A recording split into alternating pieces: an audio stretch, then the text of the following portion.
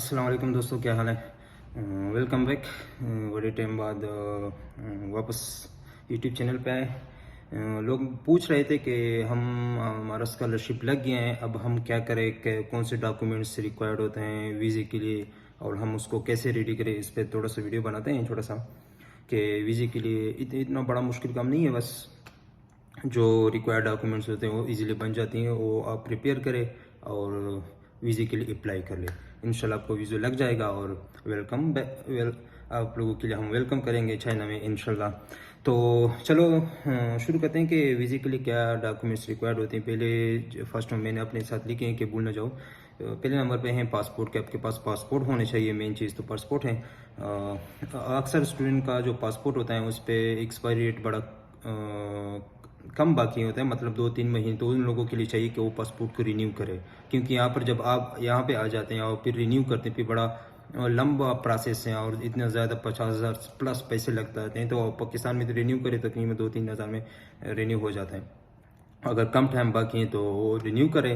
और दूसरे नंबर पे आपके पास वाइट बैकग्राउंड का पिक्चर होना चाहिए, 3-4 पिक्चर अपने साथ लिए जाए। और थर्ड नंबर पे आपके पास ऑल डॉक्यूमेंट्स, आपके जितने भी डॉक्यूमेंट्स हैं वो आपको मैट्रिक के डीएमसी और ट्रांसक्रिप्ट डीएमसी और डिग्री, और एफएससी की भी डीएमसी और डिग्री, और बैचलर की भी ट्रांसक्रिप्ट और डिग्री आपके पास होनी चाहिए। ये ऑल डॉक्यूमेंट्स आपके पास, और उसको अटेस्टेड होने चाहिए।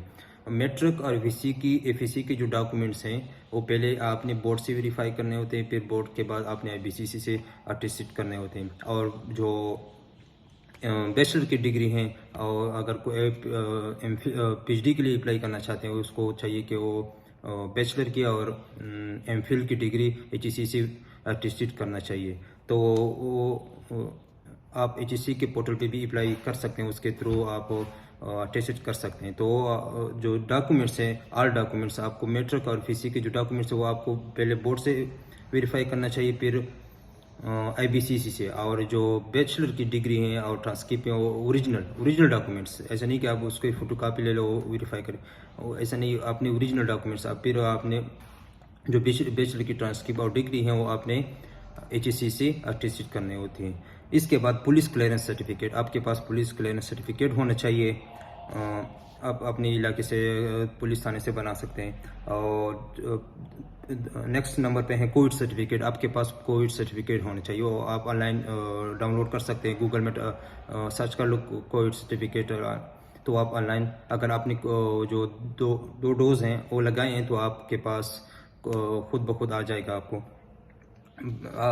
नेक्स्ट है जेडब्ल्यू फॉर्म और एडमिशन लेटर। आपके पास यूनिवर्सिटी वाले आपको, अगर आपको स्कॉलरशिप लग गई है तो यूनिवर्सिटी वाले आपको हार्ड फॉर्म में जेडब्ल्यू फॉर्म, अगर आपका सीसी स्कॉलरशिप है तो आपको JW201 होगा, और अगर आपका यूनिवर्सिटी स्कॉलरशिप है तो आपको JW202 होगा।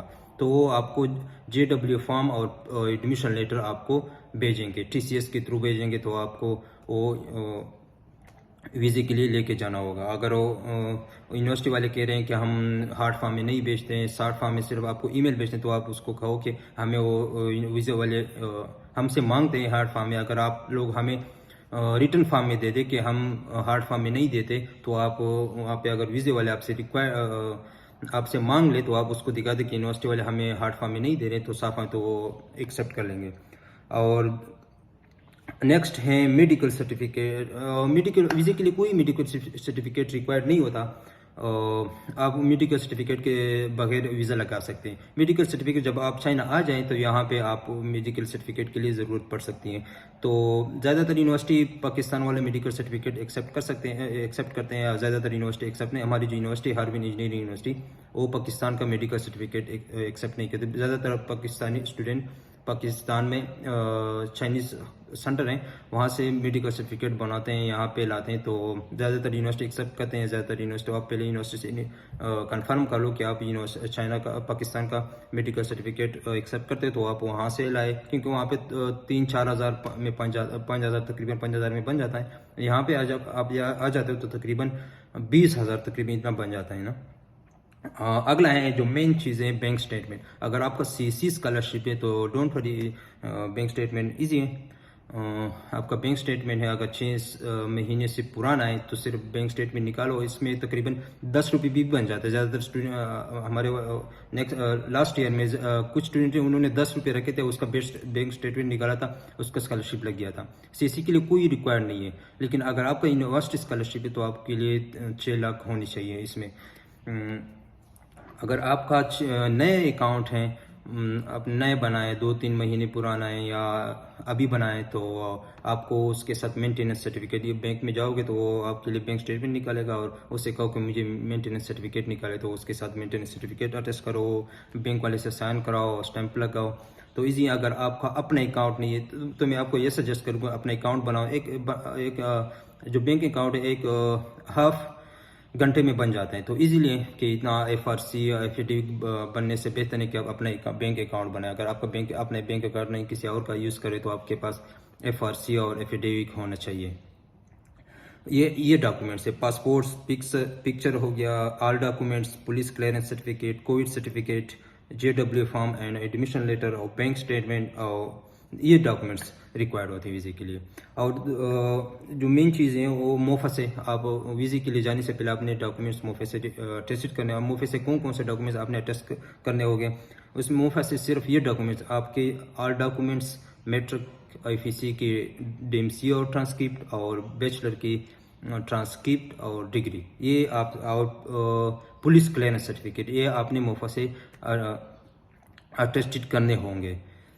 और अगर आप किसी और का बैंक स्टेटमेंट यूज़ कर रहे हैं तो आपको FRC को भी बैंक मोफा से अटेस्टेड करने हो, तो तकरीबन कितने 7 डॉक्यूमेंट्स बन जाते हैं, 2 मैट्रिक के, 2 FEC के और 2 बैचलर के, और एक पुलिस क्लियरेंस सर्टिफिकेट, तकरीबन 7 डॉक्यूमेंट। अगर आप किसी और का बैंक स्टेटमेंट यूज़ करें तो आप FRC को भी इंक्लूड कर सकते हो, उसे भी आपने मुफ़ा से अटैच करना होगा। अगर आप जब आप मुफ़ा से अटैच करते हो तो जब मुफ़ा से आप डॉक्यूमेंट एक दिन में हो जाते हैं सब कुछ।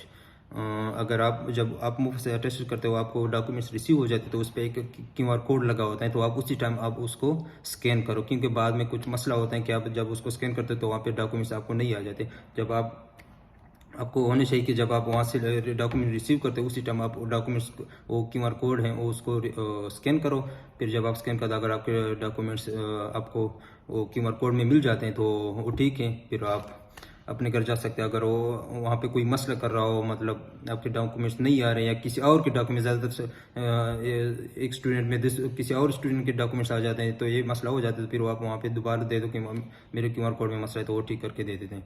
यही रिक्वायर्ड है, यही डॉक्यूमेंट्स आपको होने चाहिए, और कोई टेंशन की बात नहीं है। बस ये डॉक्यूमेंट्स आप रेडी करो और वीज़े के लिए चले जाओ, वीज़े के लिए अप्लाई कर लो, फिर टिकट देख लो और चाइना आ जाओ।